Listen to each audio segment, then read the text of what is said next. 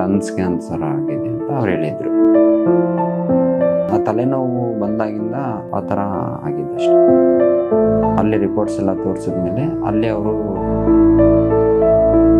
ಅದರಿಂದ ಇಲ್ಲೇ ಹೋಗೋಣ ಅಂತ ಫೈನಲಿ ಡಿಸಿಷನ್ ಮಾಡಿಕೊಂಡು ಇಲ್ಲಿಗೆ ಕರ್ಕೊಂಡ್ಬಂದೆ.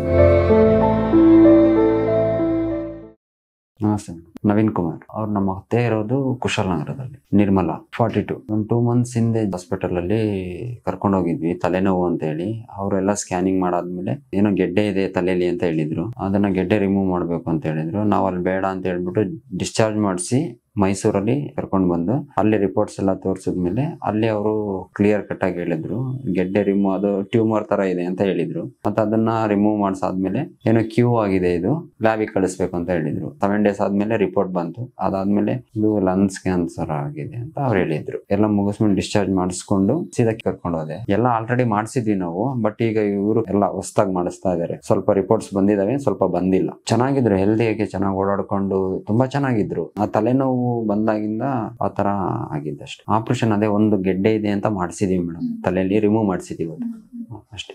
ಒಟ್ಟು ಸ್ಪ್ರೆಡ್ ಆಗಿದೆ, ಬಟ್ ಎಲ್ಲಿಂದ ಸ್ಪ್ರೆಡ್ ಆಗಿದೆ ಅಂತ ನೋಡ್ಬೇಕು ಅಂತ ಹೇಳಿದ್ರು. ಒಂದು ರಿಪೋರ್ಟ್ ತರ ಕೇಳಿದ್ರು, ಅದು ಮೊಬೈಲ್ ಅಲ್ಲಿ ಇದೆ ನನ್ನ ಹತ್ರ. ಅದನ್ನ ತೋರಿಸಿದ್ರೆ ಎದೆಯಿಂದ ಸ್ಪ್ರೆಡ್ ಆಗಿದೆ ಅಂತ ಹೇಳಿದ್ರು. ಯಾವ ತರ ಸಿಂಪ್ಟಮ್ಸ್, ಯಾವ್ದೇ ಏನೇ ಇದಾದ್ರೂ ಯಾವಾಗ್ಲೂ ಮಲಗ್ದವ್ರಲ್ಲ ಅವರು. ಇದೇ ಫಸ್ಟ್ ಟೈಮ್ ಅವರು ಈ ತರ ಆಗಿರೋದು. ಇಲ್ಲ ಮೇಡಮ್, ಯಾರಿಗೂ ಇಲ್ಲ, ಇದೇ ಫಸ್ಟ್. ಊಟ ತಿಂಡಿ ಎಲ್ಲ ಚೆನ್ನಾಗಿ ಮಾಡ್ಕೊಂಡು ಓಡಾಡ್ಕೊಂಡು ಹೆಲ್ದಿ, ಮಾಮೂಲಿ ನಾವ್ ಹೇಗೆ ಹೆಲ್ದಿ ಆಗಿರ್ತೀವೋ ಹಾಗೆ ಇದಾರೆ ಮೇಡಮ್. ಏನು ಪ್ರಾಬ್ಲಮ್ಸ್ ಏನು ಆ ತರ ಸಿಂಪ್ಟಮ್ಸ್ ಏನು ಇಲ್ಲ.